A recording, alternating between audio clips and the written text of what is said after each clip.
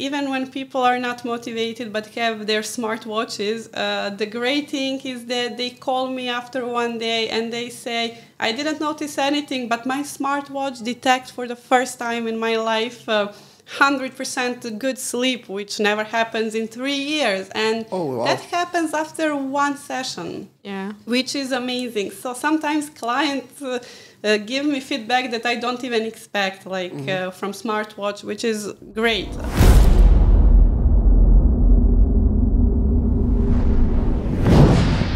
Hello and welcome.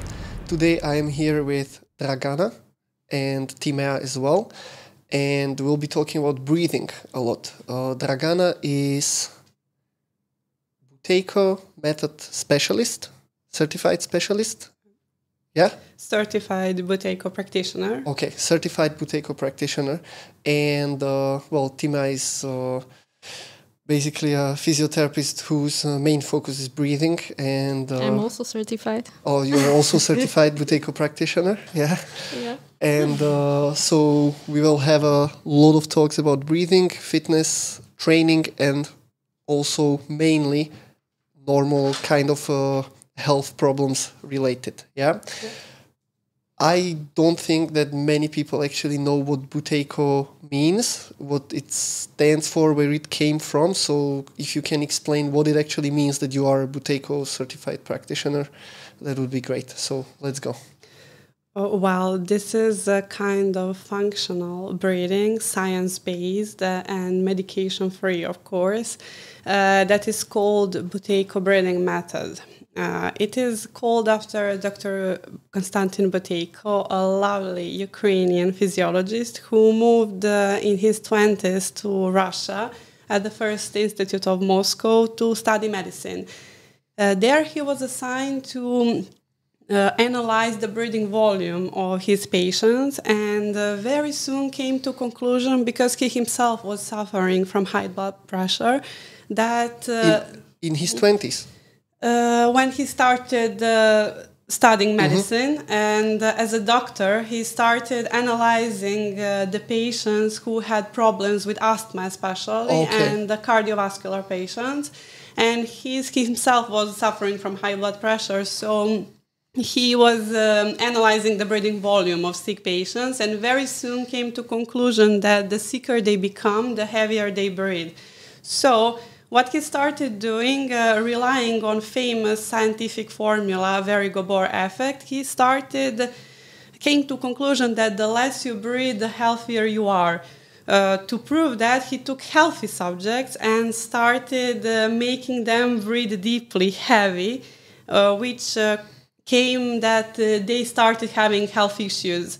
So later he made sick patients who met dead end at the conventional medicine and there was no cure. They were at the end of the life. So he made them breathe less. But we were not used to breathe less and conventional medicine was not for that. So he started doing on his own, making sick patients who were at the end of the life completely healthy. And he got 100% success rate, which made now medicine rethink what he was talking. And this method became official in Russia. Later, these patients who become healthy, spread to the West and called the method Buteyko method. But the name was a voluntary elimination of deep breathing. Yeah. Voluntary elimination of deep breathing. Because deep breathing is no way healthy, and a lot of people do not know that. Yeah. So when we talk about, you said he was focusing on breathing volume. So to say it in a very simple terms, that's just how much you breathe, let's say, per minute, or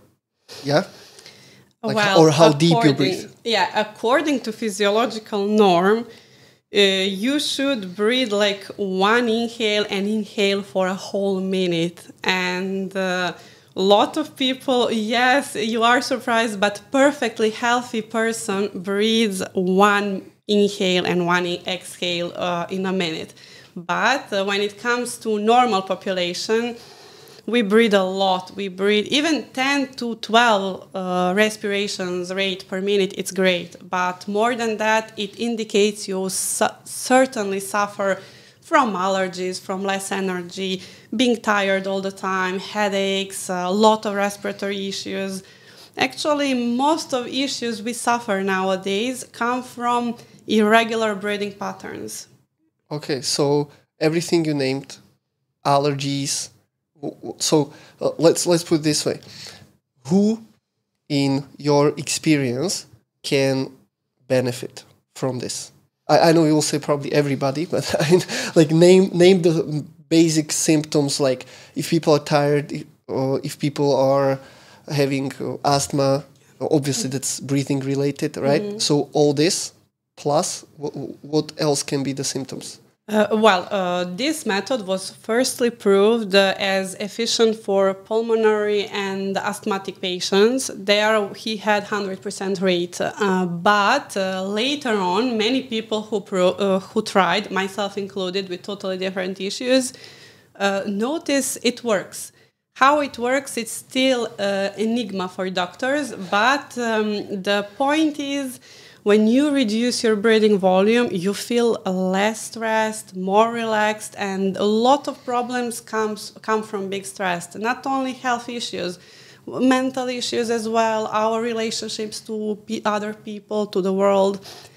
So I personally think many people could benefit, but there are also contraindications for some group of people, like high blood pressure, hyperventilation, like pregnancy, or there are also exercises that can be done with them, but in a different way, with the less breath holds, or yeah.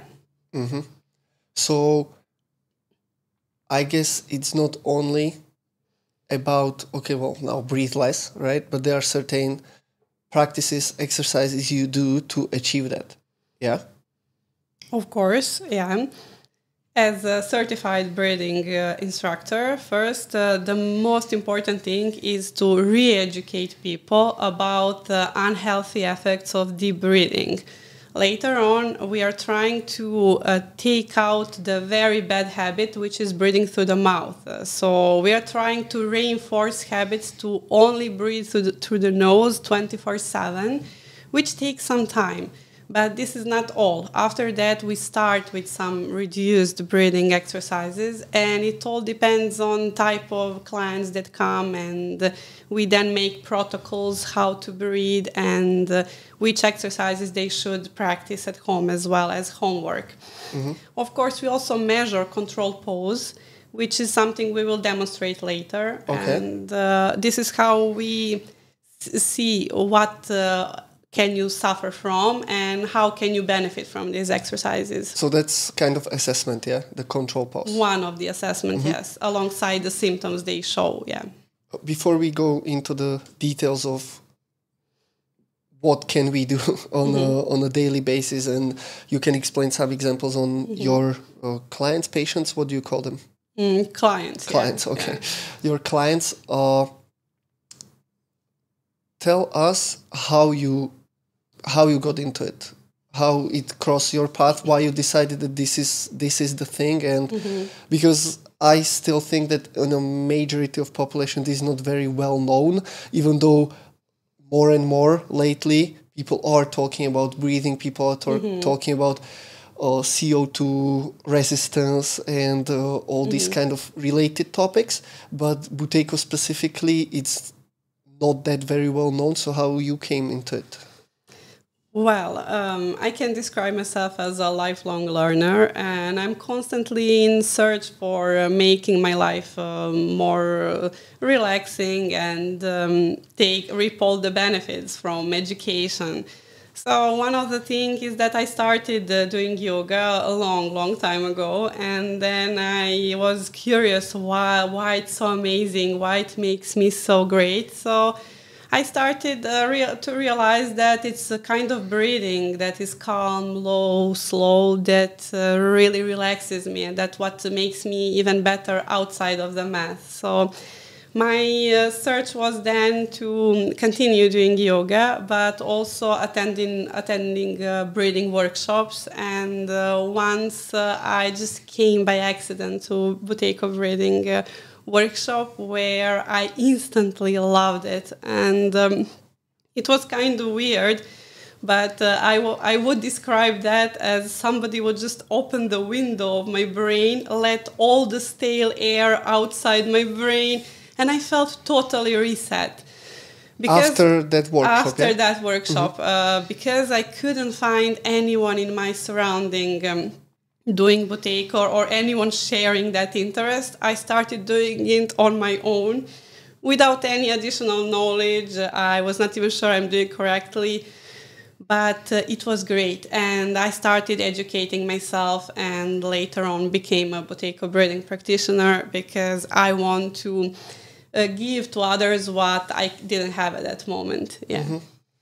Okay, so basically you went through that rough path, learning everything on your own, and now you want to make it easier for other people. Yes. And what was your sources of when you said you were educating yourself further and further, where you were getting the information? This was also tough. So first I started from the internet, where I found some contradictory information because a lot of people are not really understanding the point of that. And then later a lot of scientists disapprove it without even reading everything and without knowing exactly the science based behind. Well, that's internet, right? Yes. So I was suffering till I didn't find a small Buteyko manual where it was not very, it was easy to understand. I started focusing on that, and later on I came across Patrick McKeon, where I also got certified, Buteyko Clinic International. And most of this was sources from there after that, because he supported it with a lot of science-based articles and practices around the world. Yeah. And maybe this is also a question for Timea from that more physiological perspective. Like, what is we established that you want to breathe less, but what is the logic behind it? Why? To build up the tolerance towards the CO2, so you are able to absorb more oxygen later on. Okay, can you explain that a little bit more? Well, basically by breathing less, you are able to absorb or digest the oxygen, and it's easier to get it into the muscles, into the brain. Okay, so it's like the classic supply-demand ratio, yeah? If the supply of oxygen is too much, then the absorption you are not is able less. Because like how they are explaining it, it's that usually people who are over breathing, their veins, their capillaries, everything is more like towards the inflammation is shrunk. Yeah. So if you are breathing too much and like inside your body is like this, the air can pass through. Because it's constricted. Yes. Okay. But if you basically you can hold your breath, or you are doing long exhales that will make the accumulation of the CO2, and that will open up the capillaries, the veins. And then even with the less amount of the oxygen you are able to absorb, it can pass through those veins, through the capillaries. Okay, so it's about the ratio of oxygen and CO2. Because CO2 is the vasodilator, is opening up the... Vasodilator. Dilator, no? Dilator, yeah, I don't know. Anyway, it's widening your veins, yeah? The CO2. Yes, because breathing is more complicated than we think. We have 3 types of breathing, and it's easy when we inhale and when the oxygen comes to the lungs. But what happens on the way from lungs to his way, or to the blood, to cells, it's way more counterintuitive than we would think. That's why we need CO2, yeah. And, but Paolo, you know more, like how the red blood cells are working. Yeah, I know, but I want you to explain. No, I don't like to explain these complicated things. Okay, but yeah, like as you're saying, yeah, the steps or stages of breathing, it's not only from the outside air to the lungs, but then the transition from the lungs to the blood, and then the transition from the blood to the tissues or cells, And if I'm understanding it correctly, which I hope I do, the less volume of the breathing allows higher efficiency because and this is something we can actually also use, and we use in the training as well. If you have a tiny bit of oxygen deprivation, that you're just there missing that last bit, that's when the body is the most efficient, because it's processing it way better than if there is surplus and abundance of the oxygen in the blood. So that's what you're saying. It's counterintuitive. That actually less means more efficiency. That's true. Dr. Buteyko said that with one deep breath, we blow off all of the oxygen that our body needs so much, which is why it creates a series of defense mechanisms to keep that CO2. This is why airways shrink and people develop a lot of health issues. Mm-hmm. And if we would go from this theory into, okay, what is the first step I can do to improve this? Like, close your mouth? Mm-hmm. Okay, can you explain that? Breathe through the nose, because if you are breathing through the mouth, usually it's more upper airway breathing or upper chest breathing. You are not getting the oxygen into the lower parts of the lungs. Yeah, and through the alveoli, which are on that part, then the oxygen is going to the muscles or to the bloodstream. And then to the yes. Okay. We also know that breathing through the nose automatically triggers more vasodilatation. That's a proven thing, right? Cleaning the air as well. Filtrating. Like through the nose. Okay. You have the filter, you have the hair, so it's filtering the air you are inhaling. Through the mouth is not possible. You don't have any filtration system in your mouth. Mm-hmm. So basically, I remember there were athletes that, I think swimmers in, 80s, 90s, like they were sitting and they were breathing through a straw. Yeah. And then some people actually came with the idea that you already have your own straw. Yeah. Mm-hmm. Like the nose is the straw which will heat up the air, clean the air, and put it in, and then filter out. So first step, breathing through the nose. Yeah. Yeah. What if it's not possible? What if some people struggle so much that it's just not possible? So, depends. We are doing the test. If you are able to breathe through the nose for 1 minute, you are able to breathe through your nose the whole life. Yeah, so that's the first test. Just 1 minute is enough? Yeah. For the rest of your life? Yes.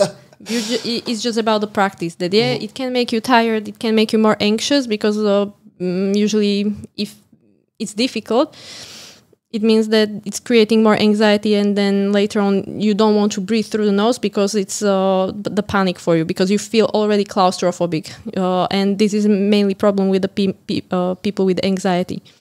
Mm-hmm. Yes, they don't want to do that. Yeah, I met multiple people, they are not willing to do the breath work because they feel the claustrophobic feeling. Then if someone is not able to breathe through the nose for 1 minute, it means that they must have some anatomical restriction. Okay. I wanted to say construction. Well, maybe that as well. Yeah. It's constricted. It's constricted. Yeah. Yeah. So that's why some people go to the have to surgery to open the nose. Yes, they have to open up the sinus, for example. If it's deviated, it's blocking the airway. But usually one airway is still working. Yeah, and let's say it is possible to breathe through that one nostril, or by exercising you can open up also the other one. Then you have to check the airways from the bottom, or basically the palate, because if the palate is pushing to the nose. Palate meaning basically top of your mouth. Yes. Yeah. This. Yeah, not everybody can see, but we have a props today. So when you open your mouth, ceiling of your mouth. Yeah, the ceiling of the mouth. Sometimes that can be constructed, and that is pushing. If it's growing wrong, it's pushing to the airways and it's blocking, and that's why you are not able to breathe anatomically through the nose, and for that you need to expand it. But those are pretty serious cases. Is it common? It is common to have a narrow palate, but we can still work with it through the breathing. You can still improve it with the breathing, but it's not that common to have it that bad that you can't improve it through the breathing? Yes, it's very uncommon that someone is not able to breathe through the nose for 1 minute. But if yes, then also it can be like the long COVID syndrome. Yeah, usually people... I know if you are allowed to say this. Yeah. No, that's fine. You can delete it. Yeah. Yeah. I have a question because you're just one step back, okay? Mm-hmm. You were saying that some people are just not willing to breathe through the nose for 1 minute because they are getting the panic, anxiety. So that's basically triggering a strong sympathetic reaction, yeah? What can you do with it? Like you just push through, you do it regardless, even you feel like you are going to suffocate, or what is the solution for that? Well, they have to go through the discomfort as with any kind of therapy. Okay. I'm not saying psychotherapy. It can be, yes, through the psychotherapy, most probably you are going into the discomfort. Through the training, you are going into the discomfort. You have to push through that. If you don't want to, then you will stay where you are, and most probably it will become worse. So just because it's only breathing, air quotes, it doesn't mean it's easy. Yeah. Yes. And when Patrick he was saying about one story of a girl who had a panic attack. Who is Patrick? I don't know how to say his last name. Okay. Patrick McKeown. Yeah. Yeah. His Irish name is very difficult. So it's a guy who certified you, yeah? Yeah. Oh, okay. Yeah. Okay. So he said one story about the girl who had a strong panic attack. And they brought her, like her parents, they brought her to him, and they were doing everything. It looked that she's improving, like it's getting better, but then she was maintaining that strong panic attack, so they took her to the hospital, and then doctor, he just slapped her. Slapped her? Yeah, and that helped. Okay, so violence is an option. Yeah, no, because it has to be a strong shock for the nervous system, again, to recover it. Yeah, so... Yes, that's also an option if someone has a pretty difficult time, but still, you just have to push through that. Okay, but we are not recommending just because somebody has a hard time to straight away bang their head. If you experience this kind of situation, maybe it will be the only one option, so just... Yeah, okay. As I remember, that's what he explained later, that even though it's not something we suggest, it's actually what made her stop breathing, which is what made her accumulate carbon dioxide. It was a very shocking measure, but at that moment it worked because it was the only solution, and it made her stop breathing, which was very important to her. So for her. I think it's important to note now that the panic happens mainly because of hyperventilation, right? That it's too much oxygen, too much inhales, no exhales. And that's the same thing is happening during the asthma attack. So too much inhaling, no exhaling. Yes. So then one of the solutions is breathing less and focus on the exhale. On the exhale. Yes. Okay. So if you said 1 breath per minute. Yeah? Ideally, yes. Okay. I know I can do it because we were trying it. I mean, it's not like I do it 24/7. No, I know I can if I focus on it, and in a couple of breaths I can, stretch it.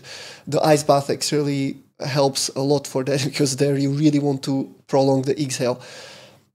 My question is, the ratio of inhale and exhale should be 30 seconds and 30 seconds, or should exhale be longer, or what is the parameter there? Actually, exhale should be longer, like literally 1 minute. Oh, what? The exhale should be 1 minute? This is how perfect yogis were breathing, and this is what is the ideal norm, because Dr. Buteyko established ideal norm, like which is control pose of 60 seconds, if you agree, Timea. It's not that I don't agree, but those are like monks' practices. Like that's the highest level. And also, like, he was doing it in Russia, and they are more extreme in in all the treatments. Yes. Which I'm not saying it's wrong, but this is something what you cannot, like, let's say you will do it as a meditation. You cannot do it through the whole day, because that would be the only thing you are doing. Yeah. It's I'm not saying impossible, but it's I would say it's impossible to function this way. Yes, this is a technique, but you are just using it for a reason. And I know that they are using it for releasing of the DMT in the brain, dimethyltryptophan, something to speak to that's other entities. Yeah, that's like the the drug. How to say it? Yeah, like the hallucination kind of different dimension opening substance. Yes, and it's healing. It's definitely healing, but I don't want to say that I don't agree, but I just don't think it's possible to use this. So just don't think that you should be able to breathe 1 breath per minute. It's like it's just I would say it's just another version of the treatment if you have problem. So that's the exercise to help you to improve, but it's not something you will do every single day non-stop. Yeah. But what you can achieve is I think 6 breaths per minute. But that's the coherent breathing. 6 breaths per minute? Yes. So basically 10 seconds. So inhale 4, 5, and then exhale 5, or inhale 3, exhale 7? Oh, always shorter. Always think that it has to be short. The inhale has to be shorter than the exhale. Yeah. So always focus on the exhale. Yeah. More. Exactly. This depends on your own system. Like somebody can take 1 second of inhale and exhale for longer. Somebody has lesser tolerance, especially with the many health issues comes lesser tolerance. We should not push ourselves. This is not a competition. This is something we face with our own nature. So we try to reduce the breathing volume. How much? It depends on our system, on our needs of the body. But with a regular practice, we can improve it a lot. Yeah, and yes, the main goal is to achieve the healthiest version of yourself. It is almost impossible to have 61 inhale and exhale per minute, but yet this is like a goal that that is actually for monks. Yeah. Okay, one thing you mentioned a couple of times now, and I think we need to explain it. What is controlled pause? Or it's called also BOLT score, body oxygen level test. BOLT score? BOLT score. Body oxygen level test. Yeah. So you are basically testing the tolerance towards the CO2. How? Explain how it's done. You will inhale through the nose, exhale through the nose, but it has to be your completely normal inhale, super normal exhale. Nothing, no deep breaths. So with the Buteyko, natural sitting. Yes, with the Buteyko, everything is normal breathing. Nothing. You are never taking a deep breaths. Yes. So opposite of all the other practices, when people are telling you take a deep breath, this is exactly opposite. So opposite of what Wim Hof is doing. Yeah. Very opposite. Yeah. And let's go through the control pause, and then we'll talk about what is the difference and in the approach of Wim Hof and Buteyko, and why kind of both can work. Yeah. Yeah. So the control pause. Normal inhale, normal exhale. Then you will pinch your nose to make sure, because even if you are just holding your breath and you will not pinch your nose, subconsciously you can take little air in. So you will always pinch your nose and you are holding your breath as long as you can, but you shouldn't have a strong urge to breathe. You shouldn't have like a strong air hunger. It should be like the first urge to inhale naturally through the nose. You shouldn't swallow. You shouldn't have a like diaphragmatic cramp in the belly. You shouldn't be stressed from it. It should be like natural inhale, which wants to come. And you are measuring the time from the exhale till the inhale you want to naturally do. And you have like a score. So let's say for some people it's 10 seconds, For some people, it's 15 seconds, and ideally, it's 40 seconds, like for super healthy person. 40 seconds. 40 seconds. And what is acceptable? 20. 20. Yes, that's like you should still work. And most of the athletes, they have around 20. But there are athletes who can have like 15, which most of the times they are asthmatic. And as you suggested, as you said, it's not a competition, right? So it's not push as hard as you can. Yes. It's just for that first moment when you want to inhale. In this case, still waters run deep. If you continue practicing regularly, every day consistently, you will improve in no time. It happens. Sometimes it comes slower. Sometimes you progress, then you a little bit stop at that moment. But with a regular practice, you surely will benefit. And per Dr. Buteyko, the physiological norm would be 60 for a perfectly healthy person, but most of the population has 15, which means 60 divided per 15 means you are taking 4 times more oxygen than your body needs.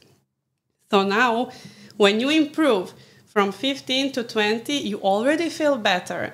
You're getting up more energetic, more focused. From 20 to 25, you're starting feeling that your symptoms of your health issues a little bit are lessened, but with a trigger, they come back.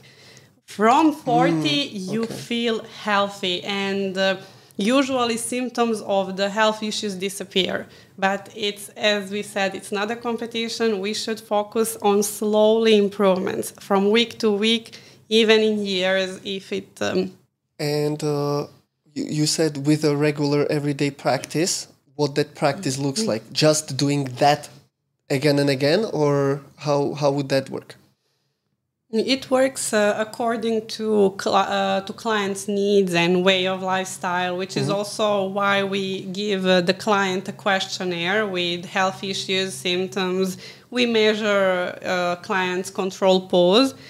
We talk about the lifestyle, how it can be incorporated in everyday life. So either we give exercises like 6 or 7 times daily, but 5 to 10 minutes, or we give differently according to their needs, which means health issues and way of lifestyle, But the consistency is the most important, because without improving CP, we cannot talk about any progress. Okay, let's say we have somebody who is fairly fit.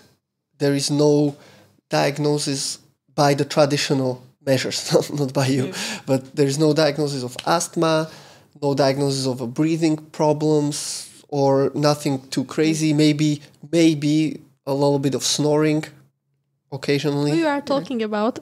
Yeah, maybe. We'll just take me as an example. And the control pulse would be, let's say, 20. But now I'm really just making it up. Like, it's a fairly healthy individual, but by these standards, there is a lot of room for improvement. What would be ideal approach? What to do with it? Like, what would be the exercises? Some examples, you know? First, I encountered these examples around myself a lot, and it really surprised me. Perfectly healthy persons, very fit, have a control pose that is less than 20. And when I ask, do you have any health issues? They say, no, I don't have anything. But they show symptom of snoring, for example, maybe mild snoring. But it is already a problem, because it's not problem today, it's not problem tomorrow. But in 10 to 15 years, or maybe even more, this person will for sure have a lot of problems with cardiovascular issues, blood pressure for sure, because you are breathing through the mouth, which means you're not breathing regularly, and you are hyperventilating all night, and you wake up already with less energy. And it goes every day like this. So with the person who doesn't have any issues, it is the best to try to exercise nasal breathing, and maybe even to tape the mouth, but only with a consultation with a doctor. Because tape the mouth for night. This depends, or this must be consulted, and also not whole mouth. There are special myotype tapes that leave the mouth open. I have it with myself, but I didn't take it now. Yeah, that's fine. So basically, it's a full tape, but there's a little hole. Yes, there. and it's in my bag. Take it. Thank you so much. Okay. And maybe we can tell what is the problem of the snoring, because people. Yeah, and I also have a question. Yeah, go on. What? Yeah. So we probably can really easily establish that any snoring, is already pretty strong symptom that there is something going on, and it should be targeted. Yeah. Oh yeah, go on. Yeah. So this is kind of a myotape that is developed by Patrick McKeon, the founder of Buteyko Clinic International, and he made tapes. This is for children and for. This is for children. One of them is for children. One of them is for adults. For example, these are bigger for adults, I think. So you can even put it. Try. Why don't you try? Okay, sure. So, for example, you are putting. You can first. Yeah, this one as well. Yeah. This is for children. That's more. That's fine. I have small mouth. Yes, and it's good. It's good to practice with closed mouth, even reading a book or watching TV. Or okay, so you would first suggest doing it through some. For example, this is already open. Yeah. Okay, thank you. To make your job easier. So I just put it over my mouth. Yeah. Oh, okay. Around your lips. Yeah. So around your lips, so still you have a space, So it serves as a tension, so you remind yourself you should keep your mouth closed, but in case you feel more relaxed, because at any time you can open your mouth, try to open. Okay. Even when you exercise, you can take to drink water, or during sleep, if you need to mouth puff, there is space, So it's like a little, for people who can't see, it's like a little window where I have the mouth taped around, but there is still a hole in between. Yeah. Can you make it yourself? Just like put like two stripes around. Yeah, so you don't need to buy this special. But now they are selling it. It's not even that expensive on the Amazon. You can get it, and especially for the kids, is better. Golden Amazon. Yeah, no, it's just better option for the kids. As like, what was the problem? You should go. I don't know from which age. It was like for the kids 5, even 6, from 4, yeah, 4. Just because sometimes kids they can vomit at night. That's why the hole is there, and it's just stimulating the mouth to be closed. Because sometimes parents they taped the whole mouth, and I think it happened that basically they vomited and it stayed and they choked. Oh yeah. Yeah, so that's why the hole is there, and for adults, it shouldn't happen if they are not drunk. But that's why we want to keep the hole there. You can tape fully the mouth, like if you are self-aware. So taping mouth doesn't mean taking a duct tape and rolling it around the head. But I think there is also something like you will put around your chin, and it will basically close. Yeah, I've seen this kind of strap where you have it around the head, and it's creating tension on the jaw, so it's making you to close the mouth because it's pushing from the bottom to the chin. Yeah. I just don't like it. Also, I didn't like the myotape, or at least it didn't work for me. I was just trying it, but just because it was closing my mouth too much, I was grinding my teeth. Yeah, so I think also if someone has TMJ, like problem with the joint here, it can be triggering the pain a little bit more. Okay, so before we go to teeth grinding, let's go back to snoring, and let's explain what's wrong with the snoring and why it's the problem. I'll put it on. Okay. You talk. I'll slowly put it down. So the problem with the snoring is that you are not getting enough oxygen to the body during the sleep, but the sleeping is the most important part of the recovery. Yeah, it's not for you to be rested, but to recover, so all the functions in the body are prepared for the next day, let's say. Yeah, and with the snoring, it's just a protective mechanism, so it's creating, because the airways, they are blocked.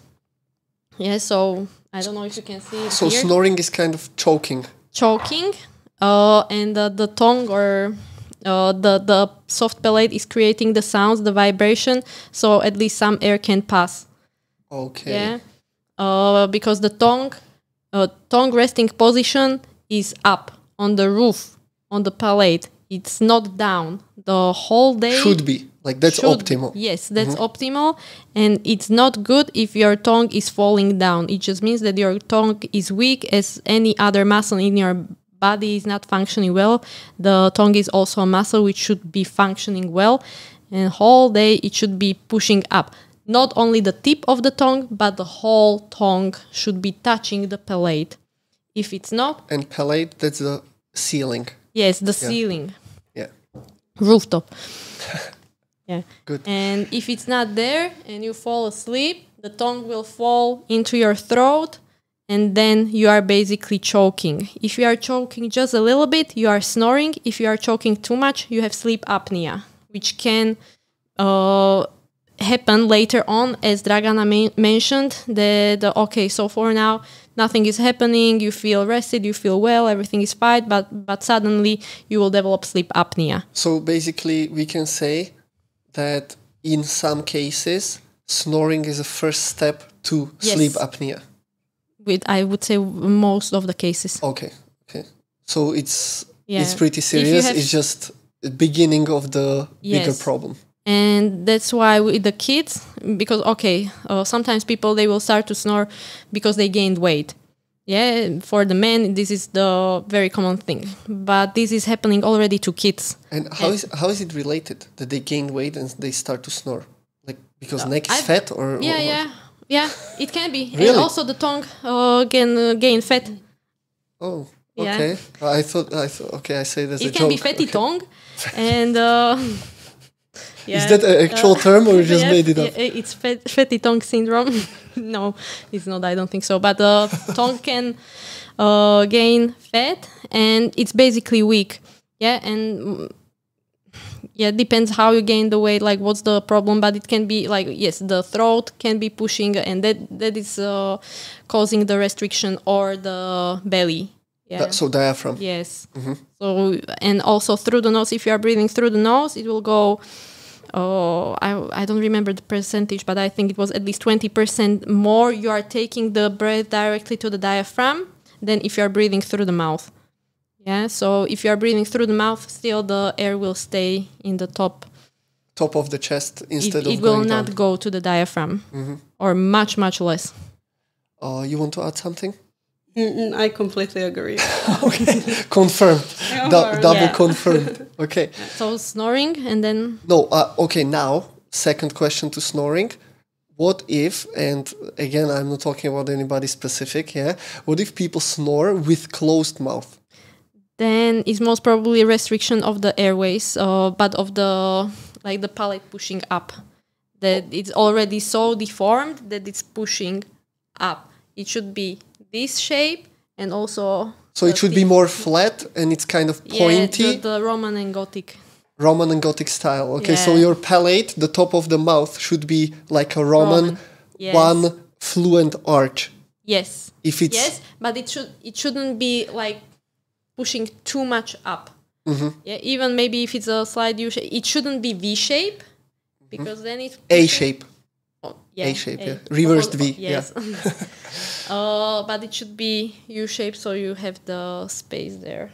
Okay. So basically, because the ceiling of the mouth is the floor of your nose. Yes. If that is pushed too much up, that's when you can snore even with your mouth closed. Yes, and it's a anatomical blockage. You can try to work on it, but most of the times you are not able to restore nose breathing, nose snoring. Mm-hmm. Okay. Yeah, and you have to do the expansion. So most of the people who didn't stop to snore while using the mouth tape, for example, and doing the Buteyko breathing exercises, most of them, they did the palatal expansion. You can do it with multiple ways. In Dubai, I think it's not very common. It's much, much more difficult. But you can use, how they call it, like maxillar rapid expansion of the palate, where they are putting the screws and you are opening. So that's basically opening your upper jaw. Yes, yeah? Opening the space basically here, opening it wide, and you can do it also. That's the fast way. Like I think it's done within a month. And who is doing this? Dentist or orthodontist. Orthodontist. What does orthodontist means? Appliances, like they are using the appliances, either like braces, retainers, or the expanders.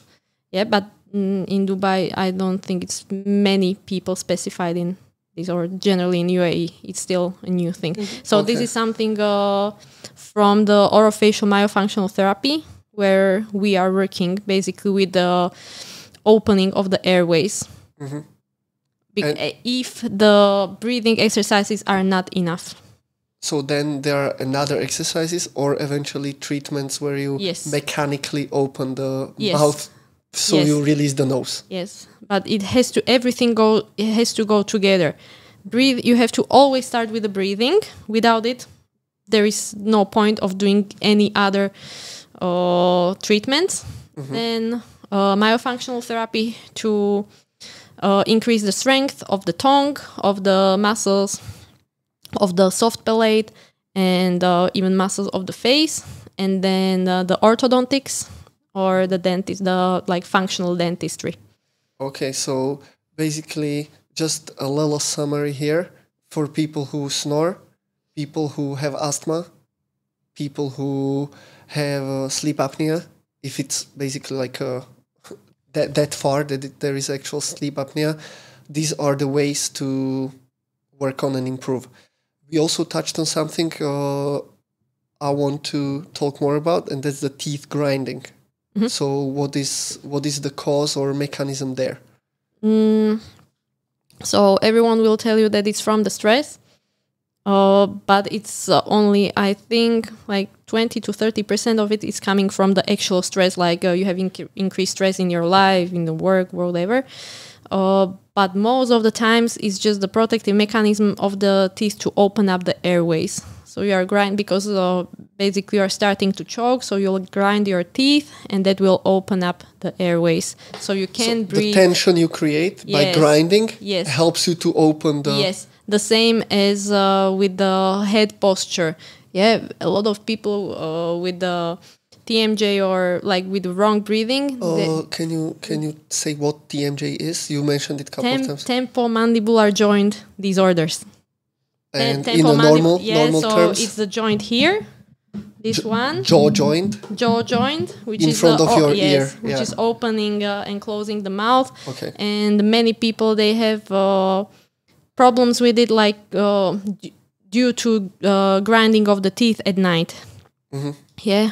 So they will develop pain on the side of the mouth or towards the ear.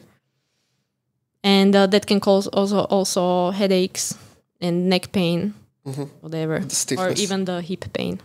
Okay, so if by grinding your teeth you relieve the airways to get more air, wouldn't actually grinding or like squeezing on purpose would be a solution for that? No, because then you will wear off your teeth and with mouth guard. No, because you are still biting. You are still creating the tension in that joint, and you are wearing off the joint later on. Okay. Yeah. So that's just it's a protective mechanism of the body to get the air to the brain. So that's like last resort. Yes, that's not always. What we want to. Yes, you don't want to do that. And it's, even if you are intentionally doing it, it's not going to help you, unfortunately. Or maybe fortunately, because you will at least keep your teeth. Okay. Yeah. Fair enough. Go on. Another thing also, like what can create the V-shaped palate is if you are thumb sucking, or if you are breathing, eating through the bottle, like bottle-fed kids. And the thumb sucking, and this is basically making the maxilla grow wrong way. and it can also create the maxillized top part of the jaw. Yeah. So if little kids, I assume we're talking little kids. Yes, very little kids. When they are breastfed, or when they are not breastfed, they will most probably they will use the thumb to stimulate the complicated word pituitary. Yes, gland. Gland. Okay. And how is it stimulating it? It's releasing the oxytocin. And okay, so instead of getting oxytocin from the contact with the mother, because they are not breastfeeding, because the contact should be done through the tongue. Mm-hmm. Yeah, like you should be basically swallowing through the tongue and pushing the food this way. Mm-hmm. But if you are drinking from the bottle, it's not possible. You will use maybe only the tip of the tongue, or you are basically swallowing a lot of air. That's why the kids, they are colicky. Wouldn't just making the shape of the bottle more similar to a nipple help? I think they are making maybe something like that, but ideally you want to have the breast milk as... Okay. Yeah, of course, like that's optimal version, but for some kids it's just not possible. For some moms it's just not possible. Yes. So the bottle that basically gives you the thing, the end of the bottle all the way to the neck, that's not good. No, because you want something where you need to suck. Yes, where you need to use the tongue.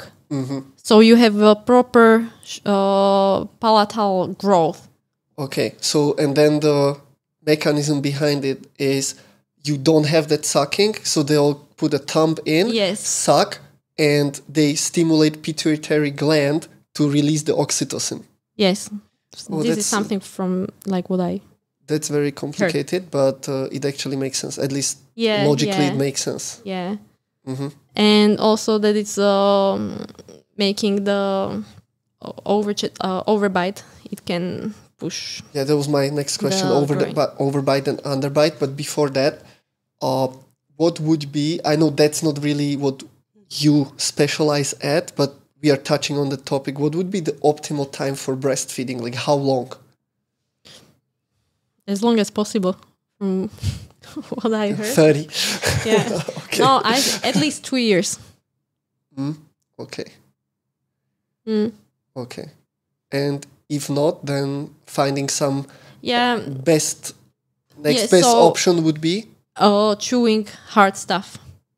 Okay. Chewing a lot of, even no purees, no mashed foods. Everything should be solid food. So steak from 1.5-year-old. And literally, yes, they are giving bones to 6 months old kids just to chew on the bones. Who they?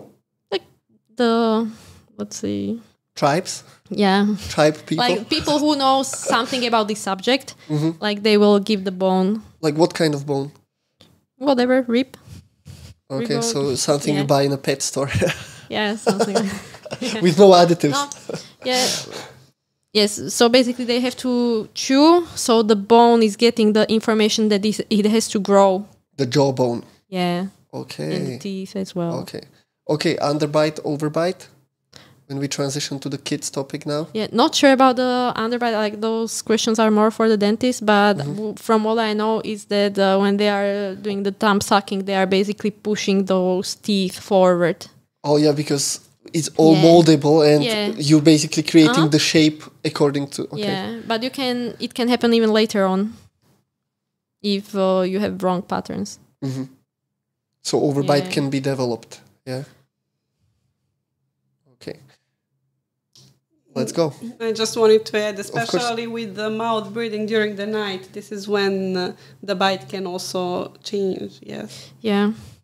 Okay, so mouth breathing is directly influencing the jaw shape, yeah? It influences jaw shape, even whole facial structure. And we were talking last time about attractiveness as well, because people who breathe through the nose, we find them unconsciously more attractive because their facial features develop differently. Like you can see, for example, Grace Kelly, which is a perfect example of beauty. She breathes through the nose. I didn't even know if it's a girl or guy. Grace Kelly. I don't know what it Okay, is, you but can that's fine. take a look. Okay.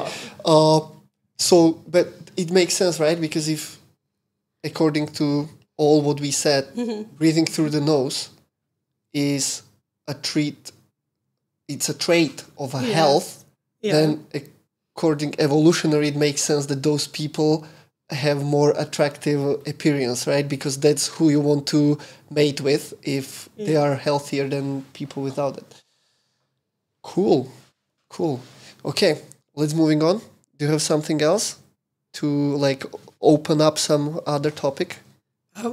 Well, maybe to talk about nowadays, it's very popular. Psychology teach us how to work on ourselves, what to tell to ourselves to become the best version of ourselves, and if everything will happen if we just think about it. But to start with, like breathing, you mean manifesting, yeah? Manifesting, one of the main topics today, but everyone forgets that if we introduce breathing to our life, this is when all manifestation can happen, because first, breathing, by regulating breathing, controls its own excitability, and in the state of calm mind we can achieve a lot of things. So I think maybe talking about working on yourself starts with breathing, because we breathe between 25 and 35,000 times every day. And if simple positive changes to our nutrition or hydration can significantly impact our lives, why don't you give it a chance and see what happens if you change your breathing patterns? That's the thing that we literally do all the time and will do until the end, right? So It's the cheapest heck. medication. Yeah, and it's the first impulse we are born with and we die with. But the point is, we are not, as Buteyko breathing instructor, we are not teaching people something new. We are just teaching them, reminding them to apply what they already had. Because as babies, this is how babies breathe. But later, because of our modern lifestyle, that is quite sedentary, with a lot of stress, excess talking, with no or excessive exercising, we change our breathing pattern that is less than ideal. So now, as I said, this is not learning to play a piano or something complicated. This is just a reminder and direction how to get the most out of your life. So kind of like it's already there. Yes. We just need to regain ability to use it properly. Okay, nice. That's a very good point, that we already know how to breathe, right? That's it. Yeah. Okay. Do you also do something regarding fitness training and breathing?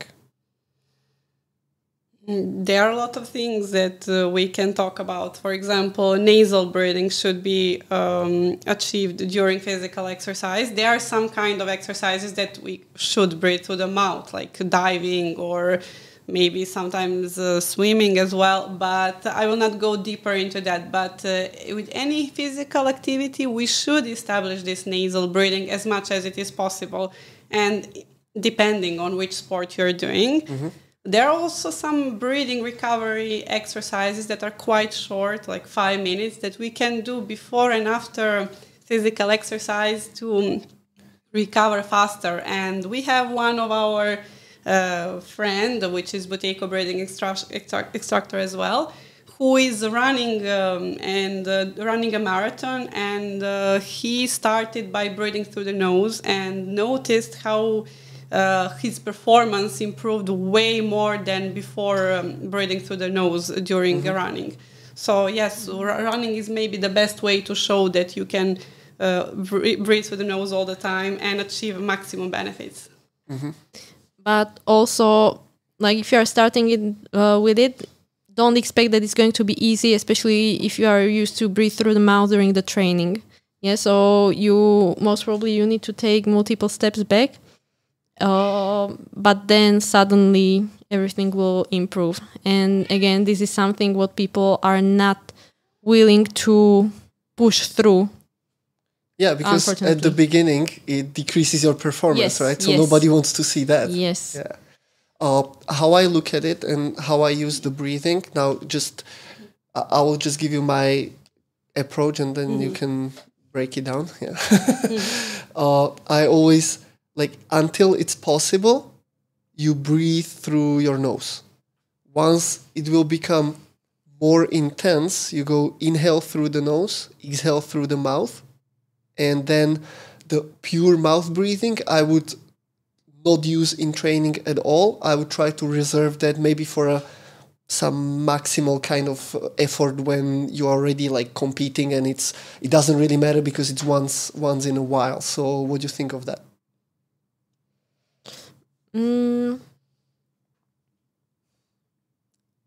I think it depends always on person. If you are able to manage to breathe only through the nose, it's the best. If there is the urge to breathe through the mouth, well, you have to, because then maybe you would pass out. You just save the moment. Yeah. I think it depends also on the sports activity and on the intensity you are. Well, of course, because that's how it increases with intensity. Yeah.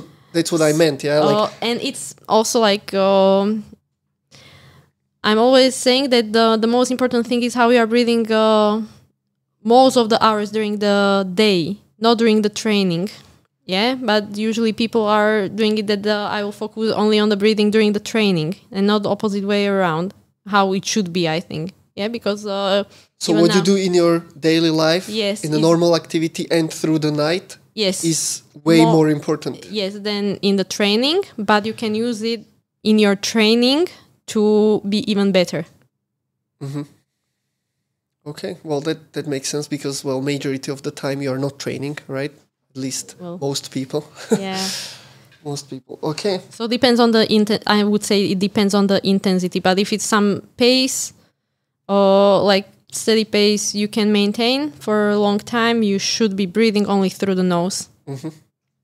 And what about breath holds with the training? Yeah, that's fun. It's fun, yeah. Yeah, so with that, you can pretend that mountain training or the high altitude training by the breath holds is the CO2 accumulation is much, much more. So let's say you are going through the discomfort much more intense and then you are just trying to recover. And also that is stimulating the high altitude training as in the mountains you have less oxygen. Well, that's not really. No, that's not necessarily true. You have different ratio of okay. O2 and CO2 in the air, so that's why it's so different. And now I'm thinking because the main effect of high altitude training, because as we say, the air is less dense. Right, so you have less oxygen in the air, but you're still breathing the same volume of the air. You're just getting less oxygen. So the effect is that your red blood cells volume is increased, so the hemoglobin can deliver the oxygen to the tissues better. But if you only restrict if you do the breath holds, you maybe build up the tolerance to CO2, but would it also increase the red blood cells? That's something we need to find out. Yeah, I don't know. Okay, that's most probably no. I'm not sure if it is increasing, but it's better oxygenating them, which is also very important. Yeah, of course. Yeah, I'm the fact that it actually improves the performance. That I'm not doubting that. I'm just thinking what mechanism would be there if it's also through increase of the hemoglobin or just tissues get better at dealing with the CO2. Okay, tell me how people can find you, how it works when they want to work on this, how they find you, what is the procedure, how it looks like, how much is it one-on-one time, how much is it homework. I know it will be probably individual, but at least rough idea how that can work. Well, usually with the first clients usually discover by themselves this method, usually by recommendation or on their own. Usually it's on recommendation because still it's not very popular. And then when they find you, you first do the research a little bit about their problems and their lifestyle, and then if it is everything okay, they have one session that is like up to 1 hour, even less, and they got instructions how to practice it daily till the next session, which is usually after 1 week. When somebody has more problems or there are different cases, sometimes we put these sessions in few smaller sessions, and we follow progress daily, even though, like, to remind them to stay committed, to give them more motivation. It's probably the toughest form. Yes, but the great thing is, even when people are not motivated but have their smartwatches, the great thing is that they call me after one day and they say, I didn't notice anything, but my smartwatch detects for the first time in my life 100% good sleep, which never happens in 3 years. And that happens after one session, which is amazing. So sometimes clients give me feedback that I don't even expect, like from smartwatch, which is great. I don't use them, but yeah. So you can say that sometimes the improvement is on the level that they can't necessarily feel straight away, but objectively something is happening, and then, for example, technology can detect it. Benefits come instantly, that's for sure, but we need more sessions, more exercise. Usually, as we say, 1 second of CP or control pose is normal per week. So improvement of 1 second per week, yeah? Yeah, usually this happens if the client is also consistent and if everything goes according to plan. So after 3 weeks, clients should feel better. And later we make a plan if he should continue on his own, or during these 3 weeks, the great period frame to follow from session 1 to session 2, should we change something? Does it...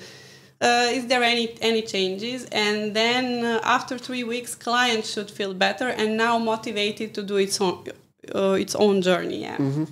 But yes, we are here always to support, to motivate. Yeah. And how long? Again, this will be very individual, depends on how serious it is, and of course. But how long you would say it on average take to like really, really improve and like flip their life completely, if they are committed? Like, would it be a month, half a year? What is kind of time frame? Till they will reach that 40 seconds of the bolt score. But that's so it's really how committed you are. If you are committed, you are really doing it every day, I think within really 3 months, you're fine. But if you have a condition, if you have like chronic asthma for 15 years, maybe it will take a little bit more of the time, but you will still notice the difference within those 3 weeks or 1 month easily. And I can tell the example on myself. Because how I found it, Buteyko, was that I had again the illness which I cannot mention.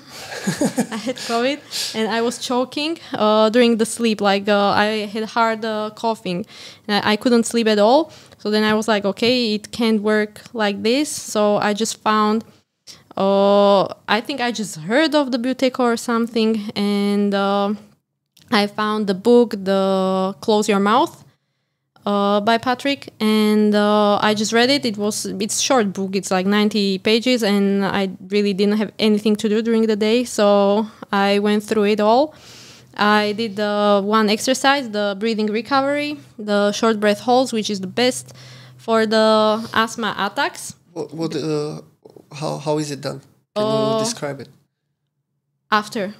I will explain it after I will say this. So I did that through the whole day and all night. The next day I haven't had anything. Like nothing. I was not coughing at all.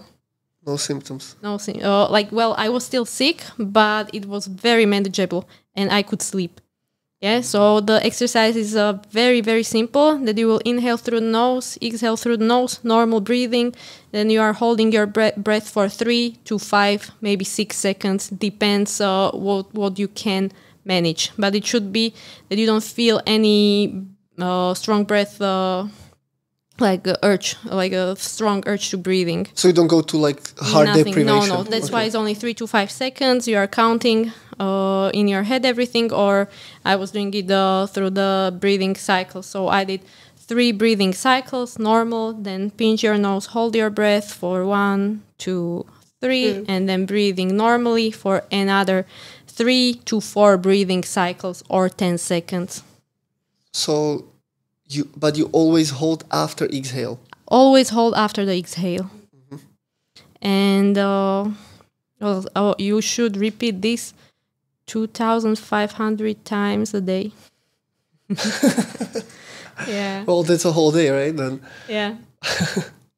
Okay, so inhale, exhale, hold for 3 to 5 seconds, then breathe 3 to 5 times, in, out, normal, and then repeat. Yeah. And I know that some people, they were literally counting how many times they repeated the exercise, but you don't have to do it this way. Like you literally repeat it 10 minutes 3 times a day, and that's enough. The best thing to do this specific exercise is before going to sleep.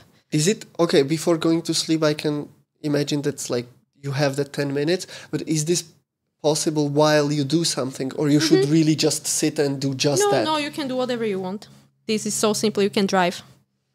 Even. Okay, so that's not going to like flash you out or anything? No, because it's super short, the breath hold. Yeah. So, okay. It's like box breathing, right? Like 4, 4, 4, 4. And kind of, but I mean, like it's doable the same way as the box breathing. That's why we are not saying like how long you have to inhale, how long you have to exhale, like not focusing on the time specifically, because especially with the inhale, people with the seconds, they will do super deep inhale. So even if you are breathing shallow during the day, you are still maybe over breathing less than if you are doing these specific exercises, because the box breathing can make people over breathe, as you will take much more liters of the of your capacity than if you are just breathing normally. Okay. Yeah, so that's why we are always reminding to the client, breathe normally, don't take deep breaths. Because usually that's the first thing what the people, they will start to do. They will take a deep breath. But then you are still limiting you are over-oxygenating it. Yes. Yeah. And so that's not going to work with that building up of the tolerance. So then theoretically, after training, or like whether you are runner, whatever, you come after your performance or between rounds in CrossFit or between rounds in Jiu-Jitsu, whatever, you finish, and everybody is always like, take your deep breaths. You should actually exhale more than inhale. Or you can do not over breathing. You can take multiple breaths, but they cannot be deep. So it will be like something invisible. I didn't hear anything. Yeah, exactly. That's how the breathing should look like. You shouldn't see it. You shouldn't hear it. That's okay. So rather focus on the exhaling to create the balance the way you want. Yeah. Yeah, or still being in that deficiency, and it will suck for some time, but you will recover much faster than if you are still over breathing, because your body is not able to absorb that oxygen, especially after that hard. So the over breathing in these terms means doing super deep inhales. Yes. Yeah. Yes, but everyone, how many % of the population is over breathing? I don't know. Again, maybe like 90%. I don't know. I don't know. Yeah, but it's quite a lot, and also 1 billion people are suffering from the sleep apnea. Really? Every 8th person in the planet? Yes. Wow. Do you have something you want to add? Yeah, just about this podcast and how we are now overbreathing by talking too much and blowing off all the CO2. So this many small breath holds is amazing for you as somebody who is having podcasts regularly, and even while listening, you can do this many small breath holds, because while we are talking, you focus on normal inhale and exhale through the nose. and then you stop breathing for 3 to 5 seconds, and again you continue normally, which is how you are recovering your breath. Especially after podcast, it's a great idea to implement 5 to 10 or minutes. any lecture or whatever when you're talking too much, Yeah, right? excessive talking causes this hyperventilation. Yeah, so as well, singers, yeah. they have also singers, they can have problem. Or any performance, right? Yeah. Because you just Yeah, but I think singers, they might be doing better if they are doing the exercise because their diaphragm is pretty well, if developed. they do it Yeah. right. And if they are Okay. not smoking. Okay, that's it's a probably different problem. What about the difference then between the Wim Hof and Buteyko? So when I Because asked, I know that Timea, well, obviously I know that you started with the Wim Hof. yeah, and it helped me a lot. Like I was doing really well, but just because my lung capacity is quite strong, I think. But it doesn't mean that everyone will benefit, and that's why so many people, they have a problem with Wim Hof breathing. So when I ask, like, you should be having the CP or the Bolt score higher than 25 seconds if you want to practice Wim Hof breathing. Yeah, because then it means that already there is some tolerance for that CO2, and in the Wim Hof you have to build it up. I don't think he's explaining it this way. I think he's explaining it through the alkaline environment in your body. Yeah. So over there you are doing that 30 sharp inhales and exhales. But look, if you want to do it, but just breathe only through the nose. Yeah, and maybe don't take super deep breaths. That take them more normal. But anyway, originally, or like Wim Hof is not really talking He about doesn't difference care. between nose and mouth, right? No, he doesn't care about that. But the truth is that he can hold his breath for maybe like 6 minutes without Probably more. Yeah, maybe more, without an issue, which will build up the CO2 in the body, so you are able to digest the oxygen. So he's doing it a little bit differently, right? Because you do the hyperventilation, whether it's nose or mouth, it's still hyperventilation. And then you hold for as long as you can to spend that oxygen. But if you are not able to hold that breath for more than 1.5 minutes, maybe I would say that is the minimum, then there is no point of you doing it, and you will just develop more problems. It can happen, and many people, they have it that they started, it was amazing, they were improving, but suddenly they couldn't. They stopped to improve, and their breath hold got very, very short. And it was they just like broke that balance in the body. Like, yes, at the beginning it looks good, but then suddenly, like, the body is not taking it anymore. Yeah, so that's why you have to do first the measurement, or I would advise that, and then that's go for the control pause. Yeah. And what is your control pause? At the beginning, it was very low, but with regular practice, still it's a little bit above 30, which means I have a lot of work to do. But I'm practicing regularly, yet kind of a lifestyle that makes me a little bit behind sometimes. There was times when I had 40 where I felt really great, but with other issues that I face on everyday life, it is 30 average. So you could feel the difference when you were at 40 versus 30. Yeah. After 30 already I felt way better than I was when I was before less than 10, unfortunately. Yeah. Oh wow. Yeah. Okay. Well, started, that's massive improvement. Yeah. Yeah, but I was practicing for a longer time, and it's not only my health that improved, but also my overall mental state as well, which is Dr. Buteyko was talking about this even change of character that happens after 30 with the regular practice. Yeah, but it's a little bit deeper issue. Like of personality and... Well, of course. Yeah? Of course. You are completely different because you are getting that air into the brain. And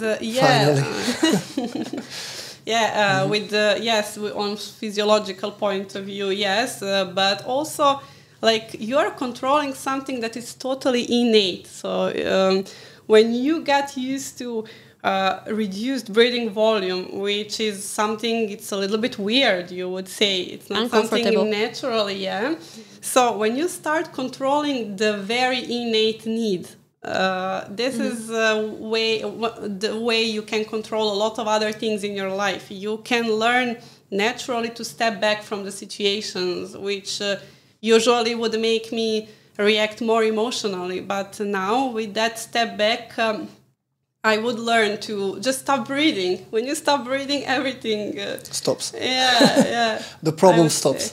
Yeah, because but always after the exhale. Yeah, that's true. But usually, like we can live without food for a few weeks, few months for some people, without water for a few days, but without breath we cannot live even few minutes. So when you start controlling something like this, it's how change happens. Very nice, very cool. Anything else? And I would like to ask what is your control pose, and I wanted to measure your control pose. My control pose. Oh, wow. Okay.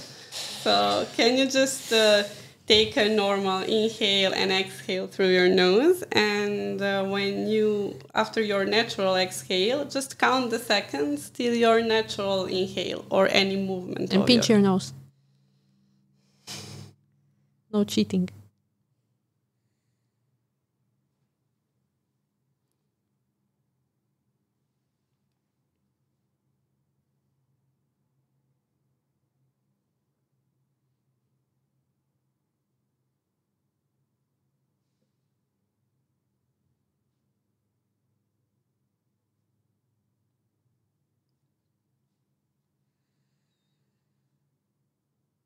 $22. That's great. That's great for a beginner. Yeah. Well, okay. Well, thank you. But I maybe I could go more, but I just I know that you should go to a normal, regular breathing. Like it shouldn't end up with you getting into hyperventilation. But it's also always different. Like, for example, if you are doing it on the full stomach, if you are doing it first thing in the morning, and that's how you should do it, like first thing in the morning, because during the day it can change. Yeah, or you will measure it multiple times a day, and then you will see how it's changing. Would you consider doing this a couple of times a day already the exercise? Does it help the improvement if you do it a couple of times a day? Just this test. No? You mean no? It will just show what is your breathing at this very moment. Probably when you wake up, it's even better your control pose, because now, as we were also talking, or if you had exercise, it all depends. So but also, you're saying it's not linear progress. Like it's not like from day to day it gets better, right? Sometimes it's better, sometimes it's worse. We just want overall after weeks or months to be like you from 10 to 30, 40. Yes, and also we didn't mention these cleansing reactions that can be sometimes harsh if you progress very fast or lower. But cleansing reactions are actually the root of healing. Detoxifying, like even when you are doing detox, you feel really bad for some time, but then suddenly it flips and you feel much better. And this can happen also with the breathing. Like you will start to feel much worse. Even the control pulse will decrease a lot, but then suddenly so first there is decline for the system to reset and then boost, which is normal. Okay, so don't be discouraged when you do it and it's not going on the paper that great. And if anyone practices on its own, it's good to ask questions and to inform well with the certified Buteyko breathing instructor, because it should be done correctly. And there are some contraindications for some group of people, especially with strong breath holds. So this is one of the reasons why we shouldn't practice on our own before we really understand. It's like a diet. There are a lot of popular diets that are actually good for us, But if we don't know all the details and how we organize, we can even get worse. So your role is not necessarily to show people what to do, partly, but it's mostly to keep an eye and guide them if they do it correctly, if they are not deviating, or if there's some, let's say, contraindication, right? Yeah, because some people are very competitive and they want to keep their breath, but it will happen, but not in a way you want it, or what would be, you said high blood pressure is a contraindication for a long breath holds? Yeah, it's not like you cannot do it at all. Maybe the pregnancy is something like you shouldn't do any breath holds, like definitely not the long ones. But the short ones, that's normal, right? Like the 3 seconds. Yeah. I didn't mention, as I said, Dr. Buteyko had high blood pressure and he cured himself by practicing reduced breathing. But the problem is people with high blood pressure are not encouraged to have strong breath holds because of already problems they have. So what is science-based behind reduced breathing that is advised for high blood pressure is to practice relaxing, calm breathing through the nose, because it is proven that people with high blood pressure have faster respiratory rates per minute than normal people when stressed. So by reducing breathing volume, but very gently and very slowly, you can improve your blood pressure a lot, but it shouldn't be it should be excessive. Very gently, and the strong breath holds are not advised with the people with diabetes 1, with high blood pressure, with pregnancy, but reduced and calm breathing is advised, especially for these groups of people. Yeah, well, so even with that, as simple as calm nose breathing, they are already improving. And helping. Just notice on yourself when you are worried how you are breathing. So if you slow down your breathing, you will already feel better. Well, me as a coach, like I always look at how people breathe, and I can tell also from facial expression, from eyes, how our muscle around the eyes, how our eyes like flicking or whatever, like you can definitely tell based on that and based on breathing how stressed they are, if they are in control, if they are in flight, or they are still in a zone, or all that. So old yogis could say everything about a person just looking at their breathing. They could say about their age, their mental health, their they are woman or man, which also depends because women have different respiration than men, especially during PMS or after postmenstrual syndrome. So the Sikachar in the Heart of Yoga said, and I quote, the quality of our breath is extremely important because it expresses our inner feelings. If we are in pain, it shows in our breathing. If we are distracted, we lose control of our breathing. Breath is the link between the inner and outer body. So basically, breath is the measure of our strength. That's nice. Very cool. Very cool. Timmy, you want to add something?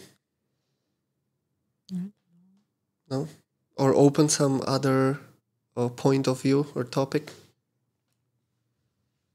I think this was a lot of information, a lot of also pretty detailed stuff and manuals.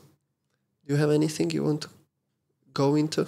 Well, for a moment, no. But if anyone, where to find you? On Instagram as everyone, Buteyko with Dragana. It's a new page. Also, there is on Buteyko practitioners on Buteyko Clinic Internationals. Timea and I are the only Buteyko breathing instructors in the UAE.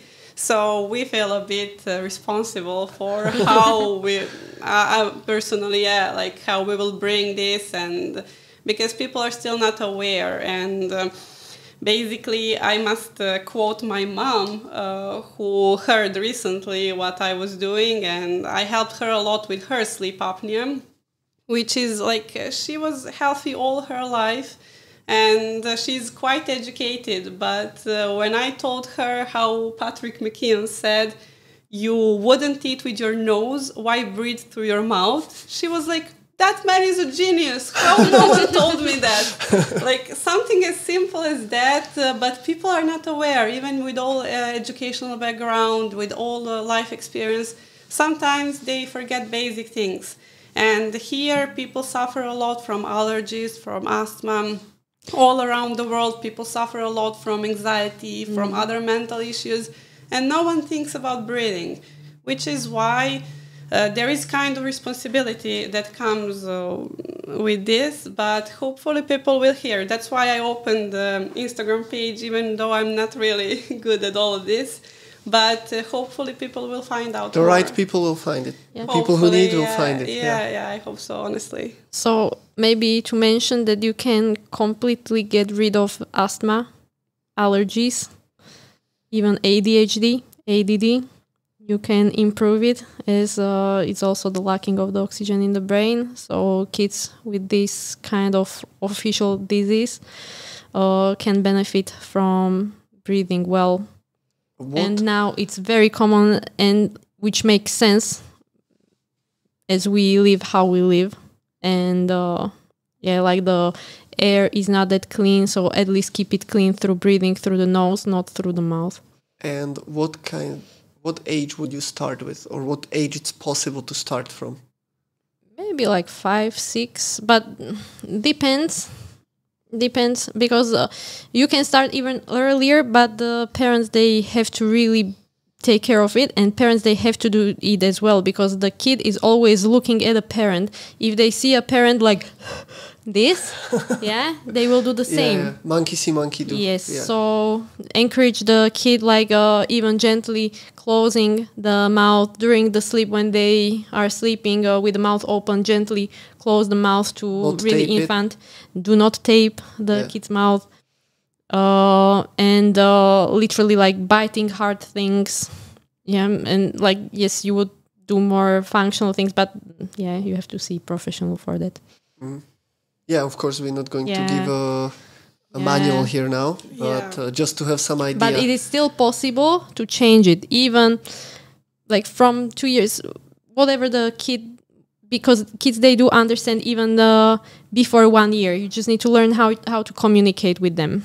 Yeah, so everything is possible, but you are the person who is going to be the main character there, the parent. So don't throw the responsibility on the child. If you want to help them, you need to do it and with them. Don't wait, especially with the kids, don't wait till they will be, I don't know, whatever 8, and they will go for a braces, or they will have some sleep apnea appliance or something, which can happen.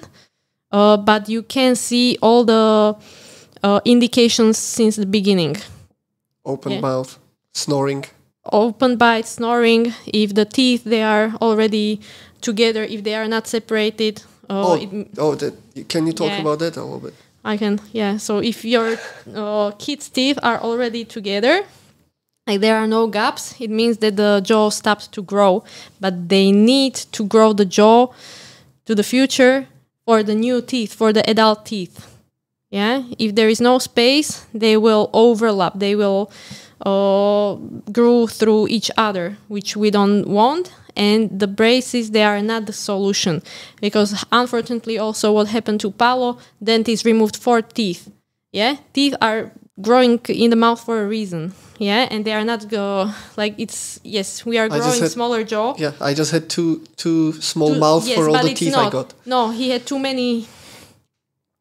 He had too small jaw for the teeth to grow there. So what you have to do, you have to expand, and you have to expand it through the exercises or through the appliance. Or then you catch it early and prevent it altogether. Yes, and also a big thing is a tongue tie. Yeah, you have to check for that. Yes, there are many people who can compensate the tongue tie, but also it can bring the problems later on. It can happen. It doesn't have to happen. Can you explain what is tongue tie? It's a string on your tongue, which is pushing the tongue again anatomically down. Yeah, it's a fascial line which grew a bit too more for some reason. It can be whatever reason. And it's pushing the tongue up, and it's not letting the tongue to do the work. Yeah, so you're It's pushing it up or down? Down. Pulling it down. Because down. it's too short. Yes, it's too short, so you are not able to seal it up on the roof where it's supposed to be. So then you have to do the surgical intervention. You have to release it so the tongue has a movement, and you can build up the strength of the tongue. Yeah, and many people, when they did the tongue tie release, they were actually able to take a deep breath into the diaphragm, as it's they are saying that the Thomas Meyer, the fascial lines, like everything is connected. Travis Meyer. Travis Meyer. Okay. Through the tongue to your toes. The fascial line is connected through the tongue all the way down to your toes. So if you release it... So can you help your tongue tie with some calf raises?